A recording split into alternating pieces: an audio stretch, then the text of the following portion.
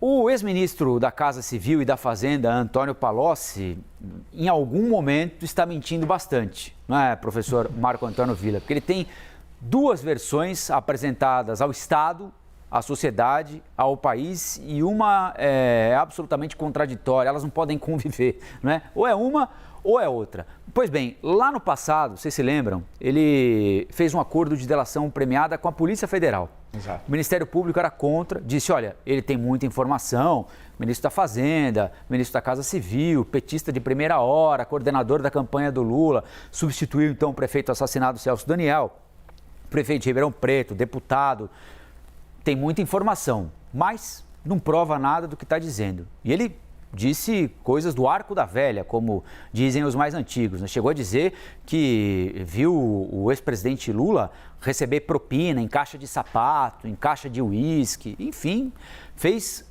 das acusações mais graves possíveis. Essa delação premiada do Palocci foi divulgada pelo então juiz Sérgio Moro no intervalo do primeiro para o segundo turno, quando Jair Bolsonaro disputava o segundo turno das eleições contra Fernando Haddad. Lula estava na cadeia, 580 dias, condenado pela Operação Lava Jato. E aquilo foi um escândalo, né? Em que ponto foi importante para a decisão das pessoas de votarem em A e não em B, para estimular o sentimento de antipetismo que bombava àquela altura do campeonato? Impossível de medir, mas certamente foi importante. Houve a divulgação, levantou-se o sigilo, porque Sérgio Moro sempre dizia, né, Uribe e professor Villa, que a regra é a publicidade. A regra é a publicidade. Levantou o sigilo, aquilo foi um escândalo danado, mas não se provou nada. E Antônio Palocci ficou com os benefícios da delação premiada, porque ele mesmo admitiu que tinha levado dinheiro indevidamente, prestando serviço de consultoria, depois de deixar o governo, se aproveitando da proximidade dele com diversas repartições públicas. Então, esse é o episódio lá de trás. Agora, Antônio Palocci procura o substituto de Sérgio Moro, o novo, nem tão novo assim, o responsável pela 13ª Vara lá de Curitiba, o responsável pela Operação Lava Jato, que é o juiz Eduardo Apio, que está conduzindo os processos lá em Curitiba, para ouvir Antônio Palocci. Ao decidir sobre o caso, ou seja, sobre ouvir novamente Antônio Palocci, Apio cita uma apuração de eventuais abusos e possível tortura envolvendo o ex-ministro. Essas informações foram divulgadas pela Veja, eu até me referi a elas mais cedo e nós confirmamos essas informações. Quando o acordo foi oficializado com a Polícia Federal, não com o Ministério Público, lá em junho de 2018, Palocci estava preso.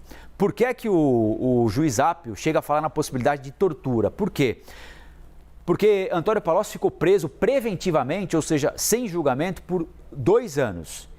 E isso configuraria a tortura, ou seja, deixar alguém na cadeia indefinidamente, sem julgamento, sem perspectiva de julgamento, até que o detento tope a parada. E a parada qual era? Fazer a delação premiada. Não houve provas, segundo o juiz da Operação Lava Jato, e, portanto, é preciso investigar. E a defesa de Antônio Palocci diz que concorda com esse novo momento do Poder Judiciário brasileiro de tentar desfazer, a expressão não é exatamente essa, né? Mas tentar desfazer abusos que foram feitos no passado. Antônio Palocci está fazendo o estado de bobo, professor Marco Antônio Villa, porque ou ele estava certo lá ou ele está certo agora. Em algum momento ele quis enganar todo mundo. Vamos recordar rapidamente quando ele era todo poderoso ministro da Fazenda, né, no governo Lula I, o episódio que envolveu o Francenildo, o jardineiro, né?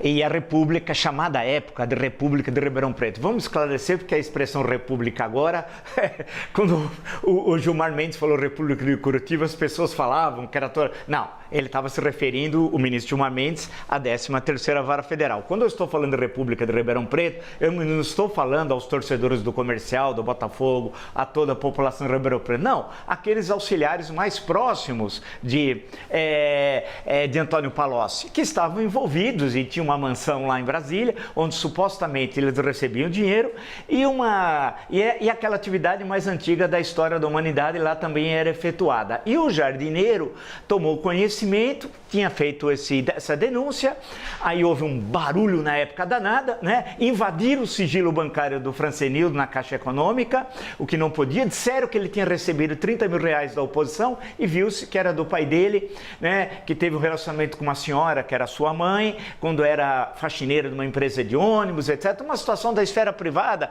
virou um grande escândalo público. E daí ele foi obrigado a sair e ali lá do governo, depois de todo aquele escândalo, tal, e foi substituído pelo Guido Mantega, que ficou mais tempo à frente do Ministério da Fazenda na história do Brasil, republicano. Bem, em seguida, ele foi eleito deputado federal e depois um homem forte ali em 2010, 2011. Apareceu um monte de dinheiro na conta dele. Disseram que era Caixa 2, a primeira versão, hein? Vamos só retomar, que era Caixa 2 da campanha de Dilma Rousseff. Bem, se era ou não era, não sei. A questão toda é que depois ocorreu essa prisão preventiva. Aí tem uma questão que eu queria falar rapidamente e que o juiz, me parece, que nesse sentido tem razão. Nesse sentido, prisão preventiva não é antecipação de pena. Né? Virou a casa meio da mãe Joana, usando uma expressão popular, prisão preventiva. Ninguém pode ficar 2 anos em prisão preventiva. Isso é um absurdo. Em qualquer lugar do mundo, não importa se é seu amigo, seu inimigo, culpado ou inocente, porque não houve julgamento. Né? Então, aí você está querendo forçar, claro que a expressão tortura já é exagerada, mas querendo forçar uma delação premiada, dizendo o seguinte: nós acabamos com a prisão preventiva se você assinar esse papel aqui. E aí coloca a caneta e ele assina qualquer coisa. Então, é necessário, nesse sentido, investigar efetivamente o que ocorreu.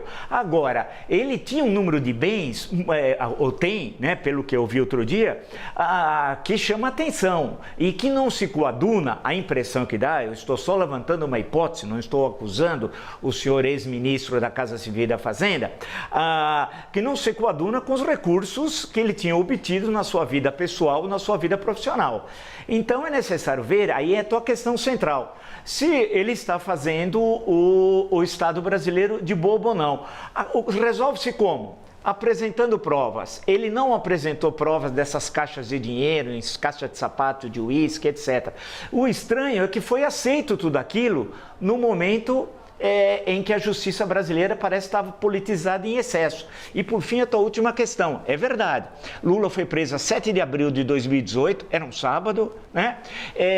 E naquele mesmo ano, no intervalo entre o primeiro e o segundo turno, quando o candidato era Fernando Haddad, porque o Lula foi retirado da campanha pelo Sérgio Moro, né? Com a condenação, veio essa denúncia e tal. Portanto, isso precisa ser devidamente investigado, porque envolve crimes de várias esferas, e não só na área penal, mas na área eleitoral também.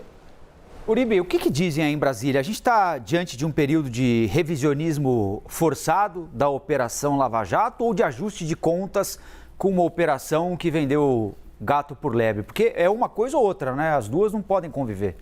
Não, é um ajuste de contas, na minha opinião, conversando com algumas lideranças partidárias. Claro, elas vão sempre falar mal, no caso, da Operação Lava Jato, porque foram alvo, Petrolão, principalmente a bancada do Progressistas, que foi o partido que foi o maior alvo, depois o Partido dos Trabalhadores. Mas há 2 pontos que agora, à luz da distância dos fatos, é possível analisar. O primeiro deles, o expediente da delação premiada. A Operação Lava Jato levou adiante, por exemplo, a delação premiada de Alberto Youssef, o doleiro que começou com toda a operação.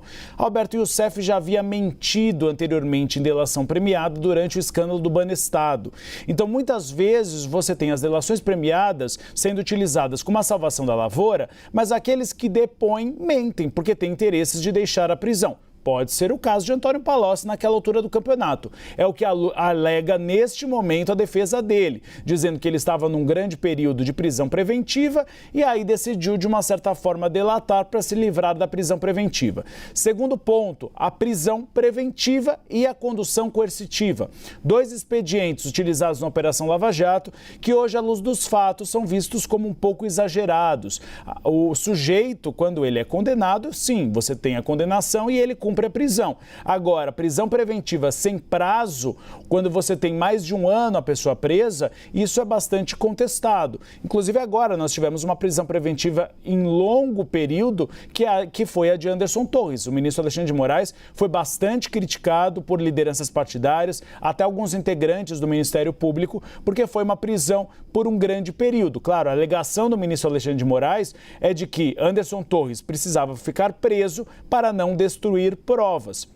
E a gente consegue ver que havia um problema em relação às provas quando ele passa algumas contas, a senha do celular equivocada, quando não é possível acessar o e-mail dele porque ele não pagou o servidor do e-mail e por isso o e-mail foi inviabilizado. Mas aí o ministro Alexandre de Moraes, depois de grande tempo e várias críticas, decidiu que ele cumpra agora medidas cautelares e cumpra a prisão domiciliar. Então há algumas questões que hoje, à luz dos fatos, são reanalisadas: condução coercitiva, delação premiada e prisão preventiva. A questão é que não se pode, por eventuais abusos, e os abusos têm que ser sempre criticados, acabar ignorando que você teve um escândalo de corrupção de grandes proporções no país.